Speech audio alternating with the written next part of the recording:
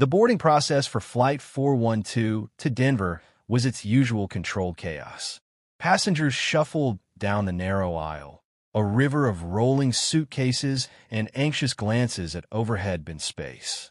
Among them was Arthur Jenkins, a man whose 78 years were etched onto his face in lines of wisdom and weariness. He clutched his simple, worn canvas duffel bag, its contents modest, a change of clothes, a worn paperback, and a small, velvet-lined box he hadn't opened in years. He was on his way to see his granddaughter, Sarah, graduate from college, a milestone he wouldn't miss for the world. Arthur found his assigned seat, 22B, a middle seat in the economy section. He wasn't one to complain. He'd endured far worse than a cramped middle seat in his lifetime. He offered a polite nod to the young woman already settled by the window and the businessman wrestling his briefcase into the bin above the aisle seat. Once settled, he pulled out his dog-eared copy of Lonesome Dove, a familiar comfort. The cabin gradually filled. The murmur of conversations, the click of seatbelts, the occasional frustrated sigh over luggage. It was the symphony of modern air travel. Arthur was just getting absorbed in Gus McCrae's latest escapade when a flight attendant, young and brisk, with a name tag reading Chloe, stopped at his row. "Excuse me, sir," she said, her voice professional but with an edge of impatience. Arthur looked up, marking his page with a practiced finger. "Yes, sir. I'm afraid I'm going to have to ask you to move. We need this seat." Arthur blinked, a flicker of confusion crossing his features. "Oh, is there a problem with my booking?" "No, sir, not with your booking," Chloe replied, her gaze already scanning the cabin. "But we have a family that needs to sit together, and this is the only way to accommodate them. We have another seat for you further back." Arthur glanced around. He saw a flustered-looking mother a few rows ahead, trying to manage two small, restless children. He understood. Family was important. Still, a little knot of disappointment tightened in his chest. He'd specifically chosen this seat months ago, hoping for a slightly better position. "All right," he said, his voice quiet. He began to gather his book and duffel. The businessman in 22C huffed audibly, but made no move to help. The young woman in 22A offered a sympathetic smile. "It's just back here, sir," Chloe said, gesturing vaguely towards the rear of the plane. "Seat 34E. Another middle seat," Arthur surmised, likely near the lavatories. He nodded again, a lifetime of stoicism serving him well. He maneuvered his way out, murmuring apologies as he brushed past knees. He found 34E, indeed a middle seat, nestled between a large man already encroaching on the armrests and a teenager plugged into headphones, oblivious to the world. The distinct aroma of the lavatory was also more pronounced here. Arthur sighed internally but settled in, reopening his book. It was harder to concentrate now. The inconvenience, it wasn't a big deal in the grand scheme of things, but it stung just a little. He felt dismissed. The cabin doors were sealed, the safety demonstration began, and the plane taxied to the runway. Arthur watched the tiny figures of ground crew reseating, his thoughts drifting not to his book, but to other times, other journeys, far less comfortable, far more perilous. He remembered the cramped confines of a Huey, the oppressive heat, the constant thrum of rotor blades, the faces of young men who, like him, were far from home. Those memories, usually kept locked away, surfaced with a surprising clarity. The engines roared, and the plane surged forward, pressing Arthur back into his less-than-ideal seat. As they climbed through the clouds, the cabin settled into its in-flight rhythm. Drink service began. It was precisely 9 minutes after the wheels had left the tarmac. Arthur had just accepted a small cup of water from a different flight attendant, an older, kinder-faced woman, when he noticed a change in the cabin's atmosphere. A subtle hush fell. Conversations paused. The cockpit door, usually a steadfast barrier between passengers and the flight deck, swung open. This was unusual. Arthur, like many frequent flyers, knew this door typically remained closed and locked for the duration of the flight. Stepping out was not a flight attendant, but the pilot himself. He was a tall man, his uniform immaculate, his bearing one of quiet authority. Captain Davies, according to the earlier announcement. He scanned the cabin slowly, his eyes seeming to look for someone specific. Passengers craned their necks, curiosity piqued. Whispers rippled through the rows. "What's going on? Is everything okay?" Captain Davies' gaze moved past the first few rows, then the midsection. It swept further back, past Arthur's initial seat, 22B, and continued towards the rear of the aircraft. Then his eyes stopped. They landed directly on Arthur in seat 34E. A moment of stillness hung in the air. Arthur felt a prickle of unease. Had he done something wrong? Was there an issue he was unaware of? Captain Davies began to walk down the aisle, his steps measured and deliberate. He didn't stop until he was standing directly in front of Arthur's row. The large man beside Arthur shifted uncomfortably, and even the teenager pulled off one headphone, sensing the focused attention. "Mr. Arthur Jenkins?" the captain asked, his voice calm and clear, easily carrying over the hum of the engines. Arthur felt a flush creep up his neck. All eyes were on him. "Yes, Captain," he managed, his voice a little hoarse. What happened next stunned not only Arthur, but the entire cabin.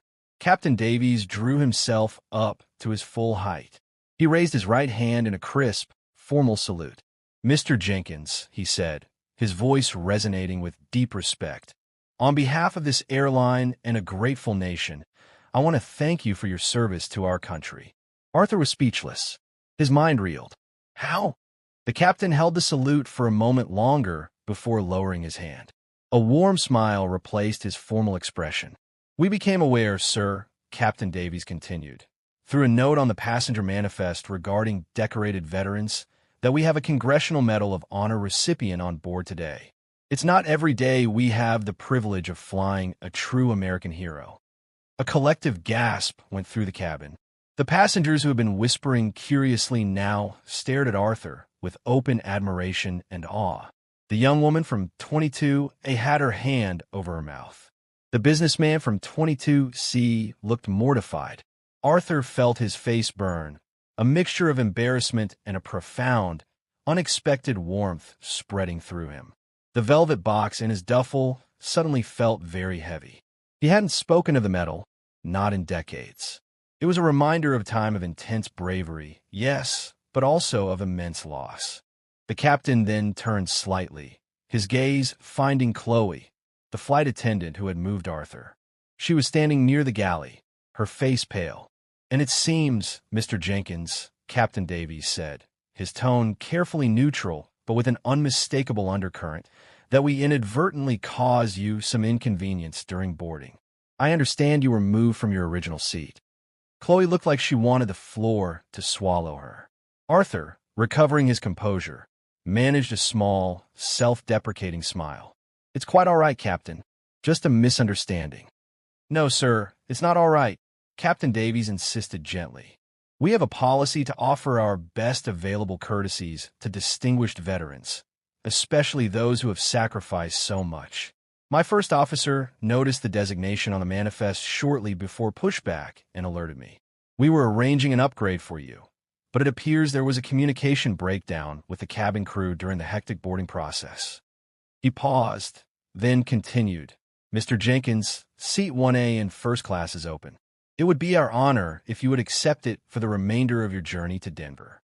A spontaneous round of applause broke out throughout the cabin. It started with a few claps, then swelled into a wave of heartfelt appreciation. Passengers were smiling, some even dabbing their eyes.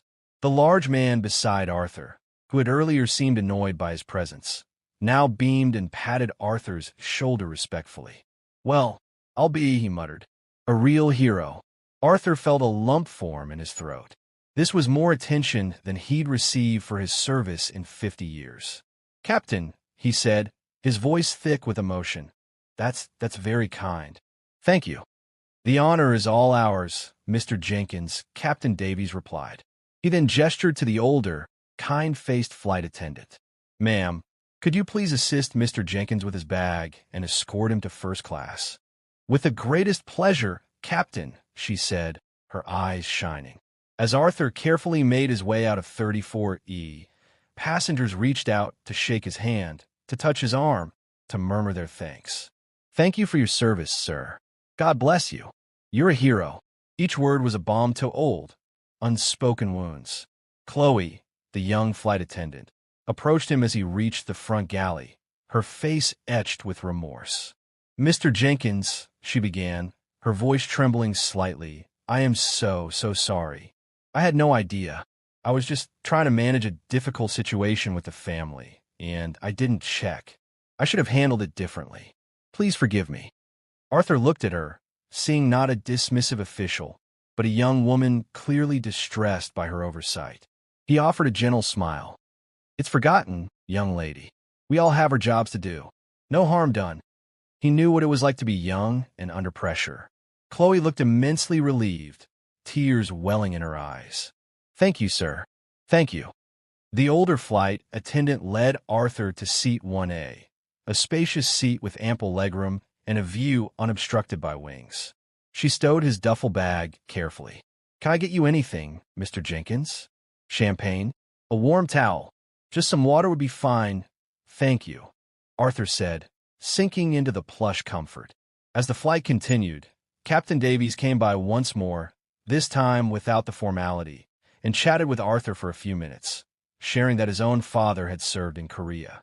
Other passengers, emboldened by the captain's actions, quietly and respectfully approached Arthur one by one, not to pry, but simply to express their gratitude. For Arthur, the journey to see his granddaughter graduate transformed from a simple trip into something profoundly moving.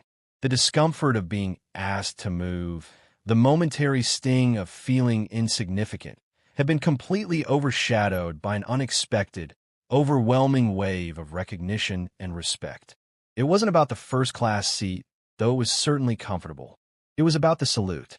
It was about the acknowledgement from the captain, a stranger, representing not just an airline, but a nation's gratitude, however belatedly it sometimes felt. It was about the warmth in the eyes of his fellow passengers. 9 minutes. That's all it had taken for a routine flight to become an extraordinary testament to the quiet heroism that often walks among us, unassuming and unheralded. As the plane began its descent into Denver, Arthur looked out the window, a soft smile on his face. He felt a lightness he hadn't experienced in years. The little velvet box in his bag didn't seem quite so heavy anymore. He was quite simply Arthur Jenkins, a veteran, a grandfather, and today, a man deeply honored. And for the first time in a long while, he felt truly seen.